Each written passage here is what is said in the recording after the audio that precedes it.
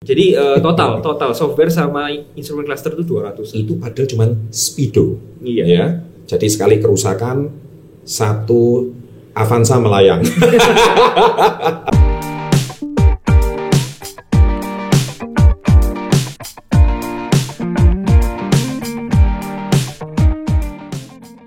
Oke, kita lepas. Wah, sahabat entrepreneur, salam hebat luar biasa.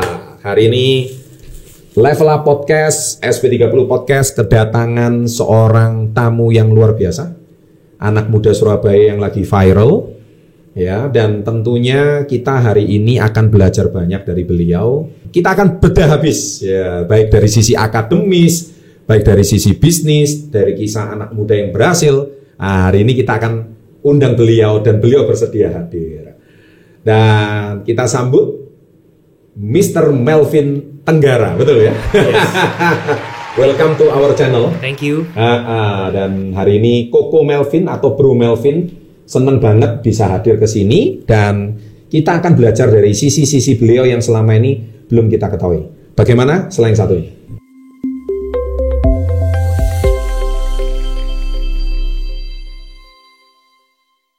Melvin, apa kabar? Baik.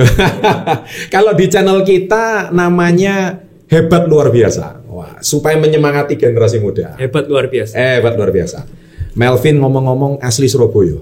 Yes. Waduh, kelahiran tahun berapa ini Melvin ini? 91 Desember. Wah, 91 Desember. Rupanya Melvin ini anak arek Surabaya. Yang arek Surabaya komen ya. SD-nya di mana dulu Melvin? Petra sih. Petra, SMP, SMA? SMP Petra, lalu SMA Ciputra. SMA Ciputra, terus kuliahnya di? Kuliah di Yang S1 pertama? di Ciputra itu. Langsung di Ciputra? Di Universitas Ciputra. Universitas Ciputra.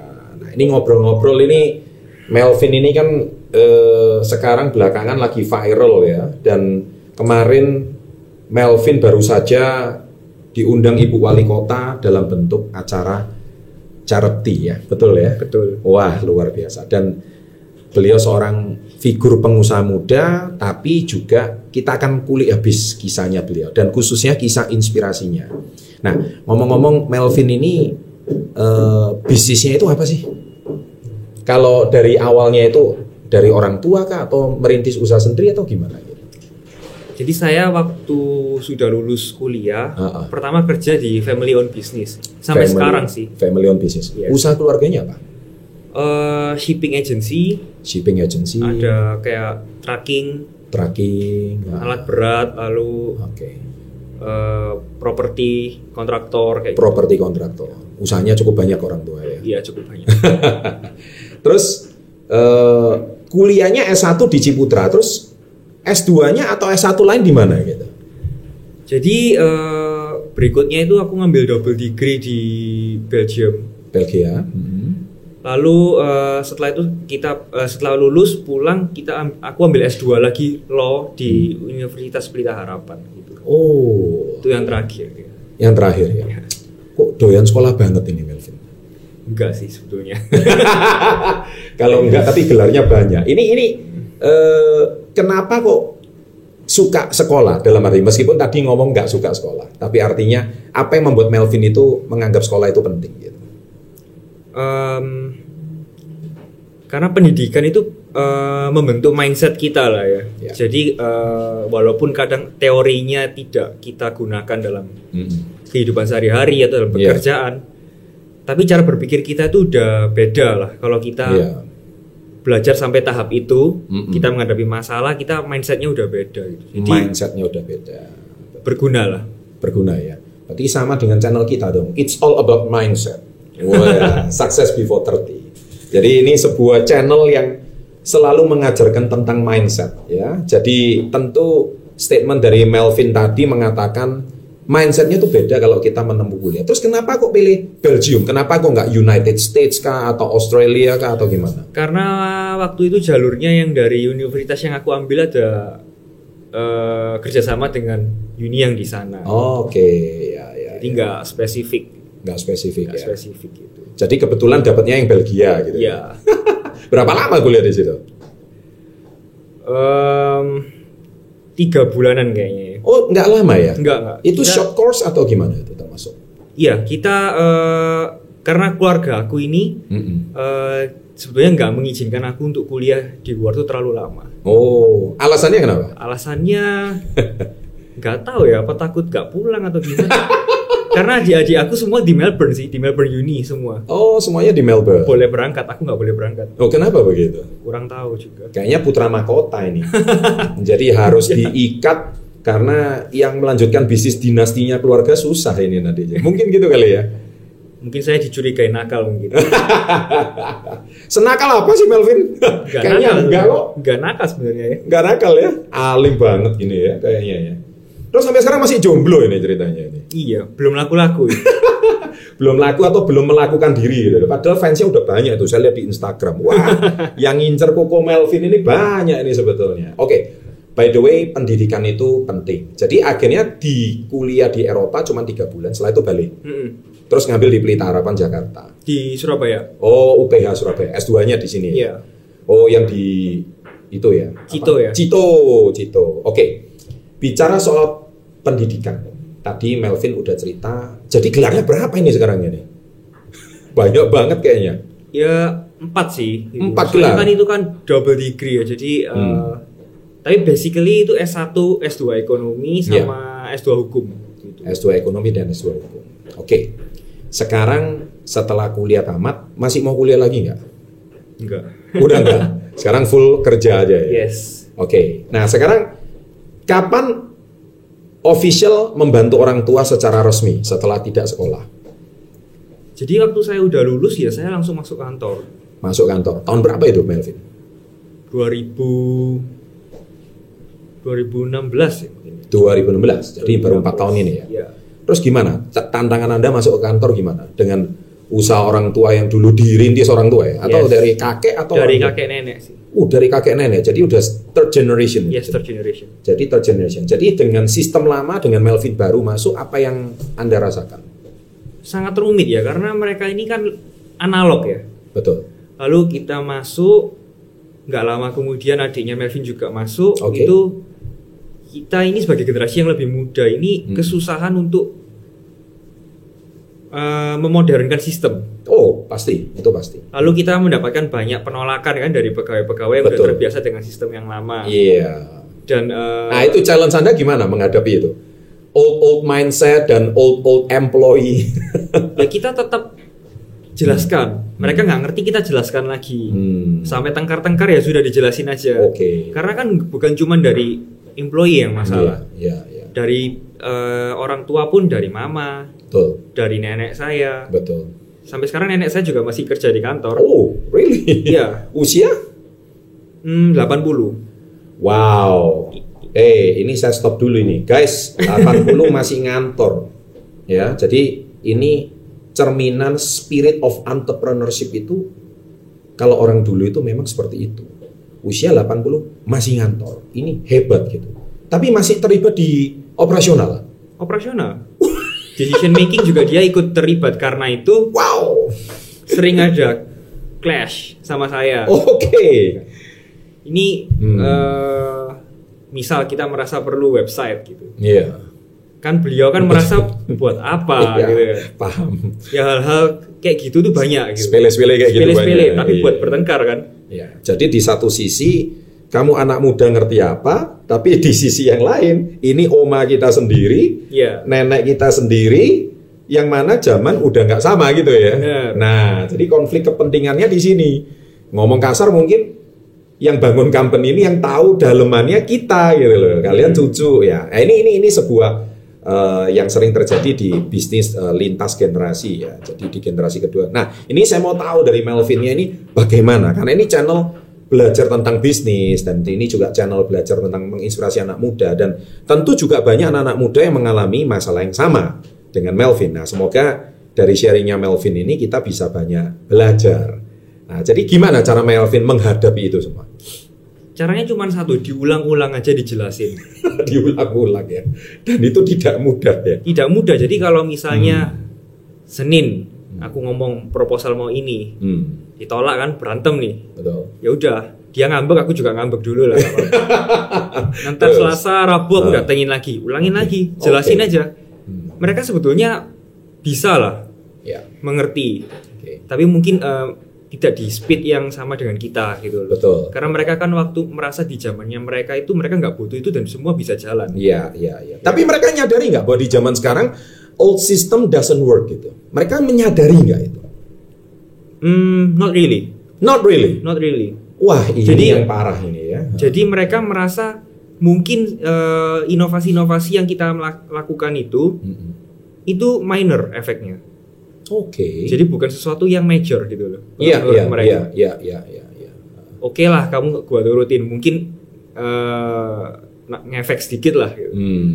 Kalau enggak juga nggak masalah. Iya. Seperti kayak gitu ya. Waduh. Dan Melvin harus menghadapi di satu sisi old system, kedua orang tua sendiri. Nah ini kan seringkali jadi masalah gitu. Betul.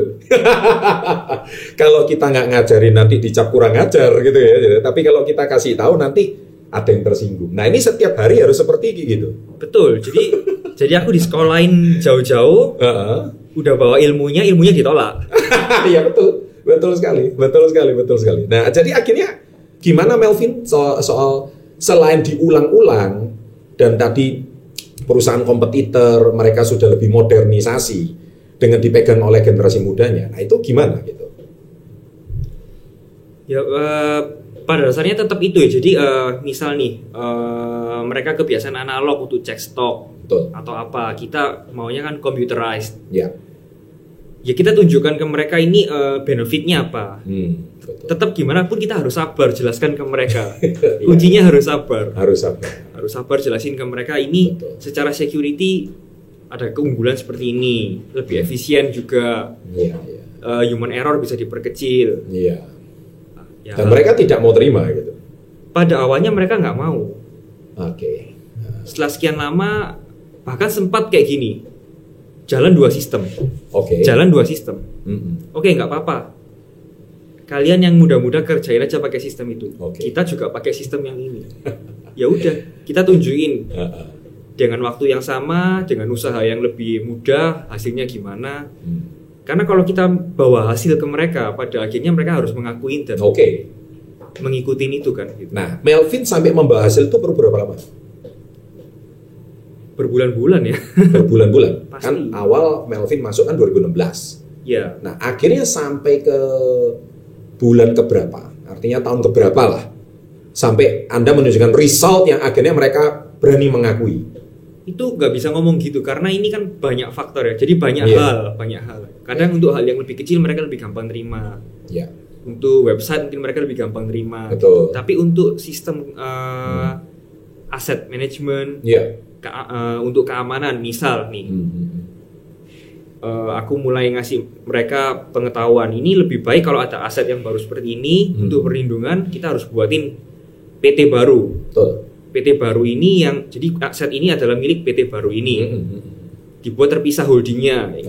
Hal-hal seperti itu bisa makan waktu tahunan. Oh iya. Sampai hari ini masih belum goal, tapi udah menuju goal. Oke lah. Jadi mereka perlu waktu bertahun-tahun untuk cari dulu, tanya ke teman A, teman B, teman C. Karena mereka merasa mungkin kamu sekolah tapi kamu masih kecil. Pengalaman belum cukup. Betul. Selalu di counter dengan kata-kata seperti itu. Ya. Jangan salah, kamu nggak pernah susah. Betul, pasti. Yang tahu seluk-beluknya dari nol kita, kamu nggak tahu apa-apa. Kata-kata seperti itulah ya, sehingga yang mungkin akhirnya Melvin harus bersabar. Dan ini masih on the track, masih progress gitu. Masih progress untuk hal-hal yang besar ya, seperti keputusan buat holding baru untuk aset ini itu berat lah, susah. Iya. Tapi by the way, Melvin harus menghadapinya kan. Mau nggak mau. Nggak bisa lari kan. Nggak bisa lari juga. Itulah sebab sampai sekarang belum punya pacar kali ya. Mungkin juga ya. Mungkin ya. Karena sibuk kerja ya kan, sibuk berbisnis. Nah makanya syarat kalau mau jadi pacarnya Melvin harus terima. Ini kondisinya seperti itu. Oke, ini menarik banget. Jadi by the way, selain tadi rumitnya perusahaan keluarga, tapi kenapa saya bertanya seperti ini? Jadi bagi Anda yang mengalami hal yang sama setelah Anda menonton video ini, setidak-tidaknya you are not alone. Ada seorang Melvin yang mengalami hal yang sama. Yes. Apalagi ini ada 3 generasi dan sampai sekarang neneknya masih mengontrol perusahaan. Betul. Ini sesuatu yang tidak mudah ya. Jadi dari zaman TVRI sampai zaman YouTube gitu loh, ya kan. Nah ini kan sangat tidak mudah ya. Dari zaman mungkin pakai telepon koin, teleponnya masih berputar seperti ini, sampai sekarang harus pakai WA. Ini sesuatu yang tidak mudah. Tapi ini kita harus menghadapi bagaimana generasi. Nah, sekarang bicara soal perusahaan. Ya, ini yang mungkin para penonton netizen itu suka bertanya seperti ini. Wah, kira-kira kalau dinilai nih aset perusahaannya Melvin itu ada berapa? Wah, ini dari perusahaan family lah kurang lebih. Nah ini boleh dijawab, boleh nggak? Nanti bisa kita cut.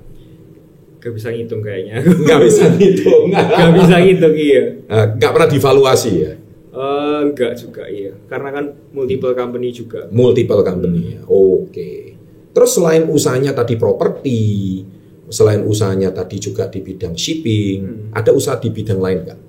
Yang mungkin Melvin dirikan sendiri di luar perusahaan keluarga. Jadi setelah sudah ada banyak kemajuan di family bisnis itu, aku ada cukup waktu juga mulai kita dirikan usaha-usaha baru lah. Itu mulai tahun 2019. Ya, apa aja contohnya? Itu yang pertama itu restoran Negia Dining. Restoran Negia Dining di Galaxy Mall. Galaxy Mall. Oke. Nah, jadi yang kunjungi Galaxy Mall Negia Dining itu yang punya ini Koko Melvin ya. Sendirian atau join sama teman-teman? Ada teman juga. Jadi kita karena aku nggak punya pengalaman di bidang itu kan. F&B ya. Yes. Jadi itu pertama kali. Kita ajak teman yang kita percaya yang juga punya pengalaman di bidang itu juga.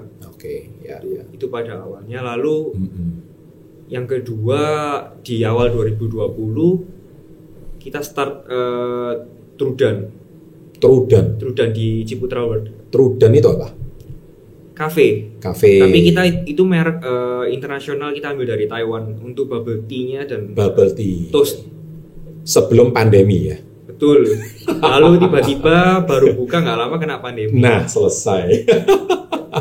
Ya kayaknya nggak usah dibahas ya, kena pandemi apalagi usaha di mall ya, itu sesuatu yang cukup berat juga ya. Saya rasa bukan cuma di Surabaya tapi semua internasional yang ada mall pasti sama itu ya. Terus ada lagi usaha yang lain mungkin?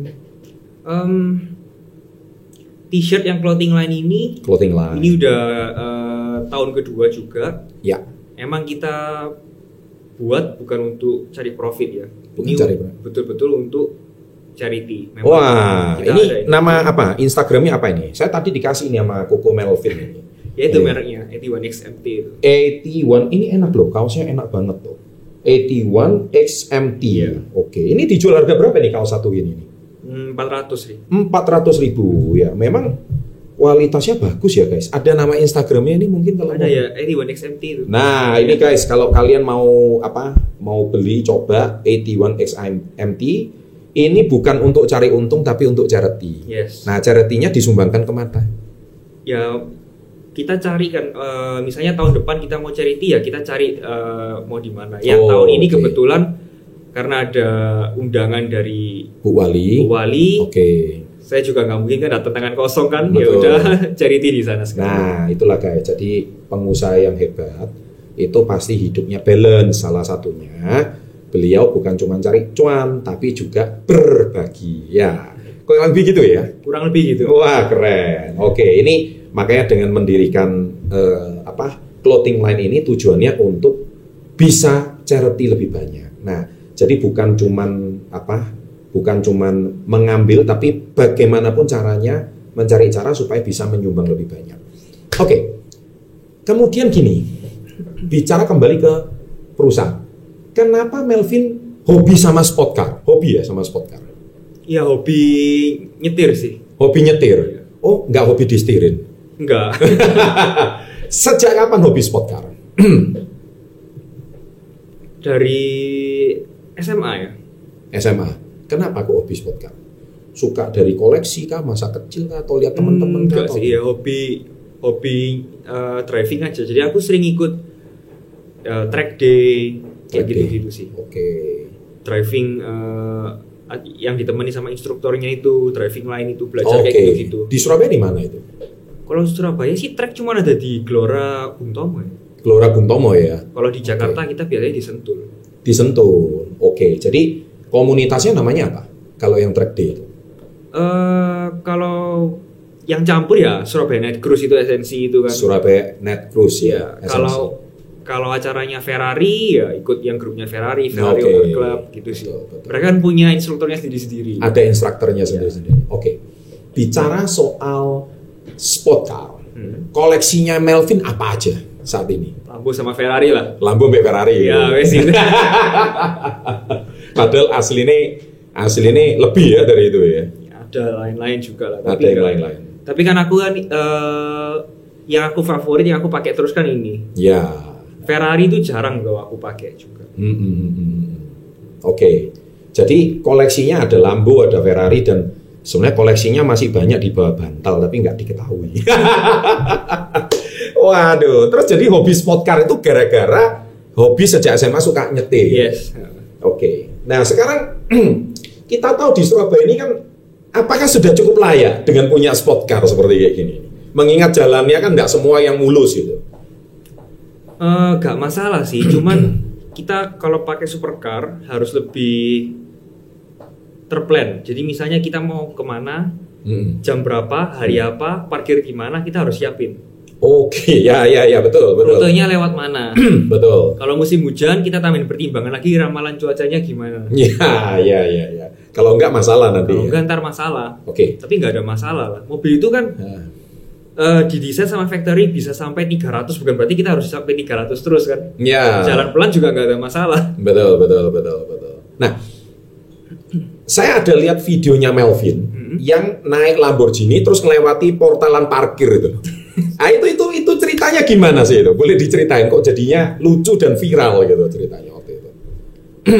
Itu di Ciputra World Mall. Oke. Saya sering lewat sana. Betul. Kan kalau pulang dari ngecek kafe atau apa. Betul. Sering ke sana. Biasanya saya naik mobil biasa lah. Iya. Oke, naik S-Class gitu. Waktu saya bayar karcis, saya coba majuin, kok palangnya ini kok di atasnya kap mesin ya? Kok sampai sini gitu. Sampai rumah saya ukur. Berarti kalau Lamborghini kalau di bawahnya itu bisa langsung lolos. Oke. Udah jadi just for fun.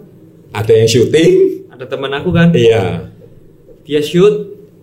Aku bayar sama petugas loketnya, bayar parkirnya. Aku bilang, "Pak, tapi jangan dibuka." Iya. Kita terobos. Jadi berapa mobil itu sudah all in gitu ya ceritanya ya? Iya, lewat semua ya? Udah kita hitung semua kan? Iya. Kalau kita sampai nggak bayar kan kasihan mereka. Iya, betul banget.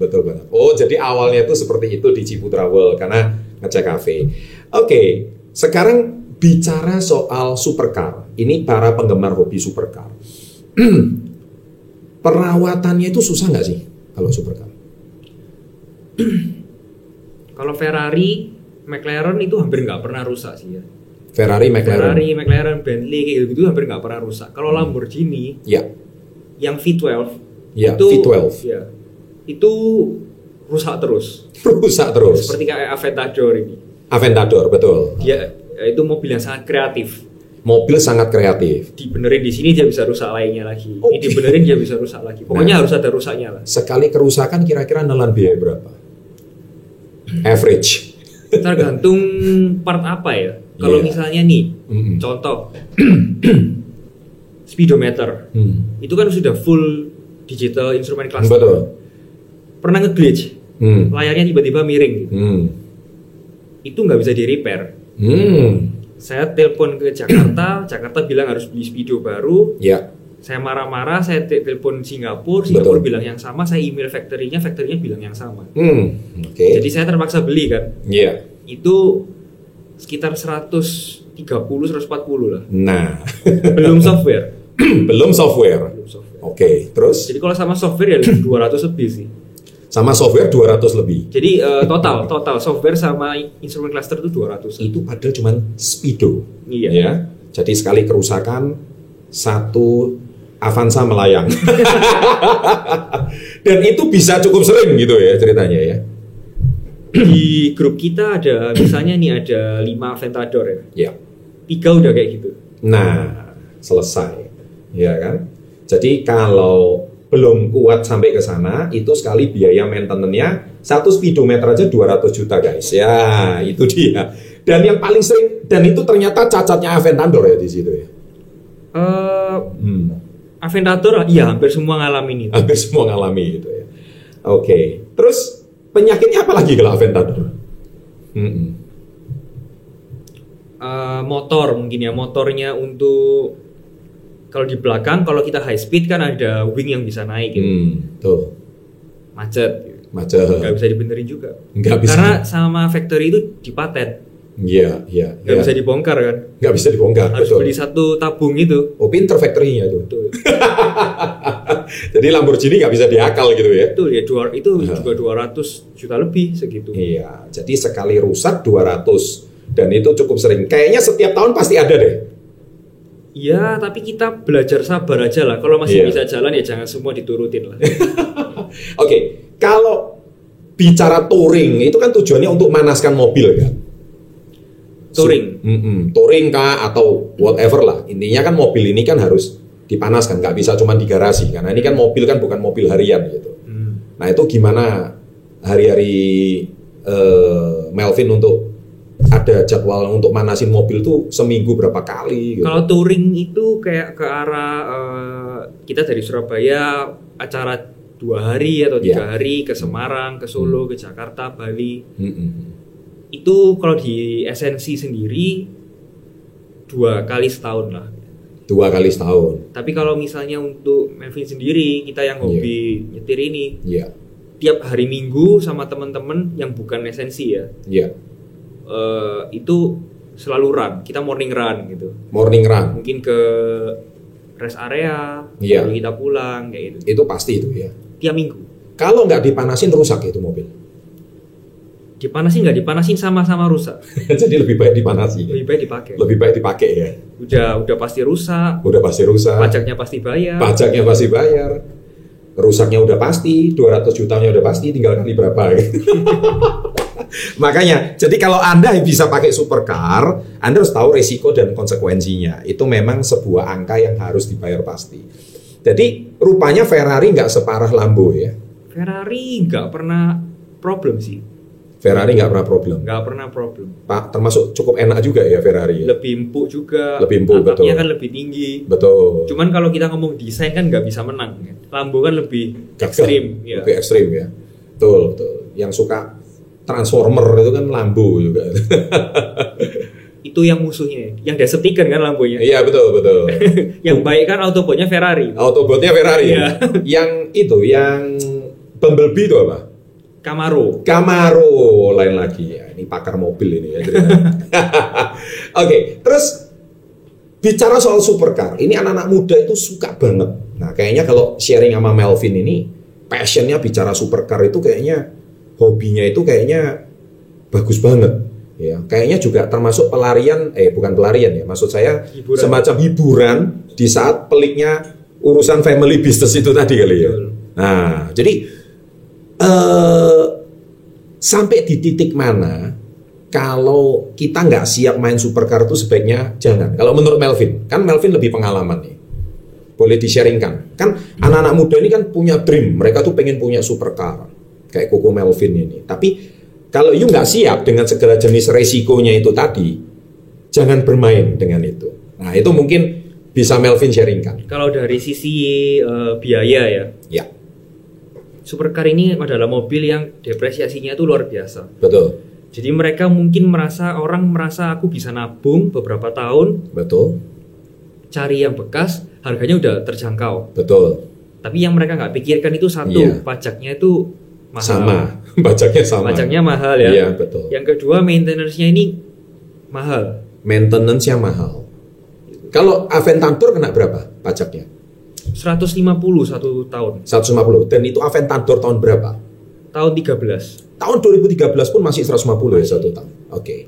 Dan kalau Aventador yang baru sama juga. Aventador yang baru kayaknya nggak ada di sini di Indo deh, nggak ada yang mau beli udah. Nggak ada yang mau beli. Kan yang Aventador baru itu Aventador S namanya. Iya, iya. Terakhir kali aku di Jakarta sih denger sih minta 18,5 off kalau nggak salah. Betul. Ya kena dolar, kena pajak regulasi gini. Pajaknya? Ya nggak tahu, nggak ada yang beli kok. Nggak ada yang beli. Jadi orang sini rata-rata yang beli Aventador terakhir itu tahun? Yang sebelum Aventador S sih. Sebelum Aventador Jadi S. mungkin sekitar 13 sampai 15 mungkin ya. Nah itu pajaknya average kurang lebih sama ya, 150. Maintenance kira-kira berapa? Kalau di rata-rata sejak Melvin pakai dari 2013 sampai sekarang. Tadi kan yang ketahuan itu 200. Anggap aja lah. Mungkin udah mendekati 1 M sih aku. Nah itu ya. Jadi untuk maintenance udah hampir mendekati. Ini Aventador baru ya waktu Melvin beli. Iya. 2013. Oke. Terus tadi pertanyaan saya adalah sejauh mana? Kan tadi Melvin bilang itu depresiasi. Itu resiko yang mereka nggak paham. Nah itu mungkin Melvin bisa sharingkan. Depresiasi ini ya lebih ke arah, maksudnya kalau menurut maksudku tadi itu kalau beli baru mahal, mungkin mereka nggak mampu, mereka lihat depresiasinya banyak, mereka merasa yang secondnya ini sudah affordable. Padahal itu jebakan gitu loh. Mungkin kita bisa beli barangnya, nggak bisa ngerawatnya. Gitu. Betul. Kalau misalnya kita beli baru ya kita harus siap dengan depresiasi itu. Oke. Tapi yang paling bahaya menurutku kalau misalnya anak muda itu pingin supercar, secara mental ini dan skill ini mereka sudah mampu nggak? Nah, semampu apa? Ini Melvin bisa sharingkan. Jadi persiapan apa yang mereka harus punya supaya dengan sharingnya Koko Melvin ini memberikan pengetahuan bagi mereka. Jadi jangan asal-asalan mereka punya, beli akhirnya nyesel gitu. Lebih ke arah gini. Kalau mereka sudah cukup dewasa untuk mengendarai mobil yang 700 horsepower, ya nggak apa-apa. Tapi kalau mereka mentalnya masih anak kecil, yang masih ugal-ugalan, masih apa, jangan. Itu nanti membahayakan diri mereka sendiri, membahayakan orang lain juga. Kita kan sudah lihat sudah banyak banget lah contohnya di situ ya. Karena anak kecil ini egonya masih belum terkontrol. Pasti. Ya. Jadi mereka merasa, apalagi mereka naik mobil gitu, disalip mobil lain, nggak terima, cari masalah. Dan itu nggak wise lah. Nggak wise ya. Kalau mereka udah cukup stable, baru itu lebih aman untuk pakai mobil yang seperti itu. Iya. Melvin pernah ngalami nggak sih disalip gitu, diajak balapan gitu? Waktu SMA ya. Tapi waktu aku SMA awal-awal kan masih nggak naik supercar. Iya. Tapi ya ngalamin lah masa-masa itu pasti ya. Betul. Jadi gimana itu? Jadi ngalamin masa-masa belum stable itu, masih labil. Pasti gitu ya. Panas gitu ya. Pengen salib balik gitu ya. Balapan itu pasti gitu ya. Tapi akhirnya sampai di tahap mana Melvin akhirnya bisa se-wise inilah kurang lebih lah. Seiring bertambahnya usia ya. Dan kita kan juga belajar di sirkuit dan lain-lain. Kita diajarkan cara ngerem yang benar seperti ini. Kalau misalnya kita mau race ya ada driving line dan lain-lain. Jadi jadi disalurkan di tempat yang tepat lah, jangan di jalan raya. Di jalan.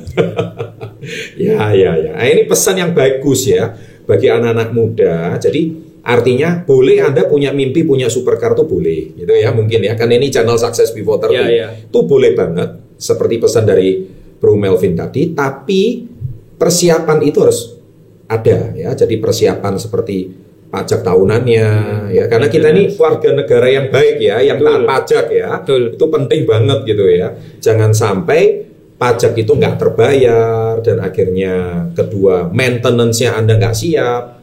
Nah itu akhirnya membuat Anda melakukan sebuah hal-hal yang konyol, hanya cuman kepingin terlihat keren, terlihat hebat. Nah itu anak-anak muda itu tolong please di sini itu harus punya sebuah kematangan ya yang paling bagus. Nah tadi kayaknya Bro Melvin udah memberikan tips-tipsnya, dan ternyata kalau misalkan pengen drag atau pengen balapan atau pengen dengan kecepatan tinggi itu ada tempatnya ya. Kalau Surabaya Gelora Bung Tomo ya.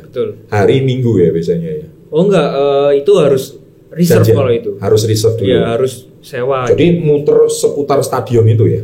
Ya kalau berapa lama kita sewanya. Oh, nah itu loh ya. Jadi makanya nanti kapan-kapan kita buat konten di Gelora Bung Tomo supaya Anda tahu sih kalau ada instrukturnya itu gimana mengendarai secara profesional gitu. Secara profesional. Bukan ugal-ugalan balapan di jalan raya Margono bacoan. Lah kan lucu ini jadi nih. Wah, gak tepat ini ceritanya. Wah, ini menarik. Sharing sama Koko Melvin ini banyak insight yang kita bisa belajar selain tadi bisnisnya, pendidikannya, termasuk supercar knowledge-nya. Nah, bicara soal supercar knowledge ini Indonesia sudah siap nggak sih sebetulnya? Kalau kita bandingkan dengan negara-negara maju yang lain. Dari sisi apa ini? Dari sisi pemakai supercar. Indonesia sebetulnya ya gini. Kita itu SIM aja masih bisa nembak. Ya. Jadi kalau kita ngomong siap, kita nggak bisa ngukur itu lah sebetulnya ya, Pak. Karena angka kecelakaan kita juga cukup tinggi. Masih cukup tinggi. Cukup tinggi ya kan. Betul. Tingkat kepatuhan terhadap peraturan lalu lintas juga masih rendah. Masih rendah, oke. Kita ini kan lebih bukan penduduk kita ini bukan ada peraturan kita patuhin. Kalau ada polisi kita takut. Iya. Kan gitu ya. Betul. Jadi kalau nggak ada polisi ya banyak kecelakaan. Banyak kecelakaan. Dan sangat lucu kalau seandainya kan beberapa kali viral di Surabaya itu ada Lamborghini kecelakaan di Manyarkertoarjo lah atau apa yang dulu itu ya. Betul. Nah itu kan makanya saya bilang itu masalah siap. Pertanyaan saya itu masalah kesiapan. Jadi apakah Indonesia udah siap? Kita jangan bandingkan dengan negara yang udah maju seperti kayak Dubai contohnya. Atau sama teman saya yang punya prestis Rudy Salim di Monaco contohnya. Itu kan mereka mungkin secara penduduk mereka udah terbiasa melihat seperti itu. Dan pengalaman Melvin sendiri dengan adanya supercar kalau di Surabaya, apalagi dengan bunyi ciri khasnya yang keras itu, pasti itu menjadi memancing perhatian. Sorotan ya. Sorotan dengan, nah makanya saya tanya, sesiap apa Indonesia nih? Kita bicara Surabaya kota terbesar nomor 2 di Indonesia. Betul. Bagaimana kalau masuk ke kota-kota yang lebih kecil contohnya? Jadi ini ke arah kayak respon masyarakat seperti apa? Betul. Kalau respon masyarakat pasti ada pro dan kontra lah ya. Iya. Kalau misalnya pada dasarnya ini orang ini iri, Iya. ya kita punya nggak dipakai aja udah salah. Punya nggak dipakai aja udah salah. Betul. Tapi kalau orang ini positif, kita lihat anak kecil di jalan atau kita lihat orang yang happy aja lah. Betul. Saya lewat gitu, mereka sering nyapa. Oke. Lalu mereka kadang video, mereka upload kan. Betul. Ini sesuatu yang menginspirasi mereka, Betul. membuat hari mereka lebih baik. Iya. Nah itu banyak penonton kayak channel Success Beyond 30 banyak yang begitu. Mereka suka terinspirasi. Betul. Ya. Tapi kalau misalnya emang ketemu orang yang dasarnya ini udah ruwet, udah julid, udah nyinyir, udah iri gitu ya. ngapain aja salah. Ngapain aja salah. Orang ganteng aja salah. Nah, ya itu. Seganteng Melvin aja tetap keliru gitu ya. Nah, terus mereka tuh punya kan ini kita lihat.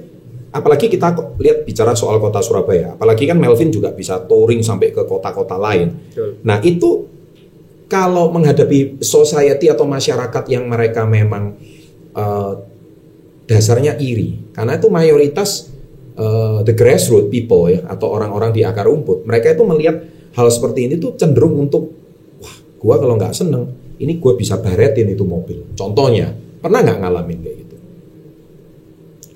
Pernah, tapi di early tahun berapa ya? Tahun 2013-an kayaknya. Iya. Waktu itu Ferrari. Iya. Pernah sih dicoret orang. Gitu. Okay. Tapi kita kan ya kita pakai protektif. Iya. Stiker ya. Iya. Segala macam. Mereka kan nggak tahu itu. Iya. Tapi maksudnya itu possible. Jadi itu kita harus possible. Itu possible. Jadi kita betul-betul harus pikirkan kalau kita pakai ini kita parkir gimana. Oke. Itu sangat menentukan. Itu menentukan. Karena kan lalu kita ke daerah mana, ya, ke acara apa, itu menentukan lah. Sangat menentukan. Jangan, maksudnya gini. Dan itu kayaknya hampir di setiap negara seperti itu. Pasti.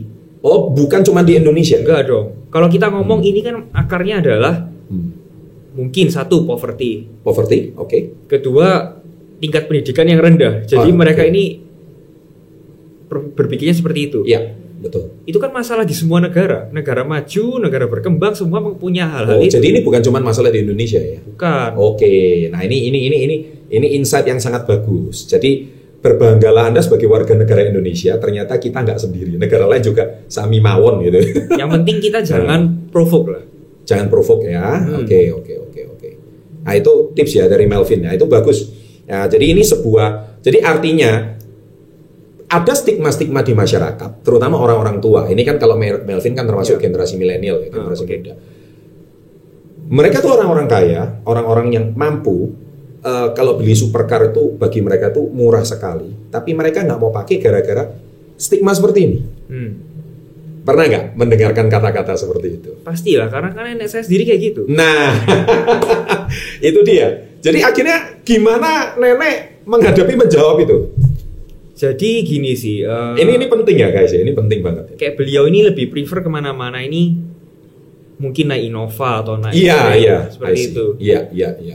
Lalu lihat cucunya ini kok seneng mobil, tapi dia mungkin juga merasa aku ini mau kerja dan gak aneh-aneh, gak nakal juga. Betul. Pada dasarnya semua orang tua pingin lah bisa kasih itu ke anaknya atau ke cucunya. Mereka pingin. Tapi waktu itu sudah diberikan, banyak juga kan tekanan dari teman-teman dia, dari keluarga-keluarga yang lain. Iya. Apalagi dasar mereka nggak suka show off gitu ya. Ya. Betul. Kan ini ada stigma show off kan gitu ya ceritanya. Ada stigma show off. Dan mereka punya kecenderungan melihat ini dari sisi yang negatif lah. Dari sisi yang negatif. Oke. Dan gimana Melvin menghadapinya? Sekali lagi, menghilangkan stigma show off, di mana orang-orang tua zaman dahulu mereka itu kan lebih suka mereka benar-benar kaya gitu loh, tapi nggak mau terlihat kaya gitu loh. Mereka biasa aja gitu loh, kerja ya kerja, usaha ya usaha kan gitu ya. Nah, sampailah di generasi Melvin yang mana akhirnya bagaimana menghadapi. Kalau aku sendiri, aku fokusnya gini. Aku suka nyetir, ini hobiku. Selama aku nggak merugikan orang lain, aku nggak bisa nyenengin semua orang lah. Betul. Gitu. Jadi yang penting aku berhati-hati dengan langkahku aja.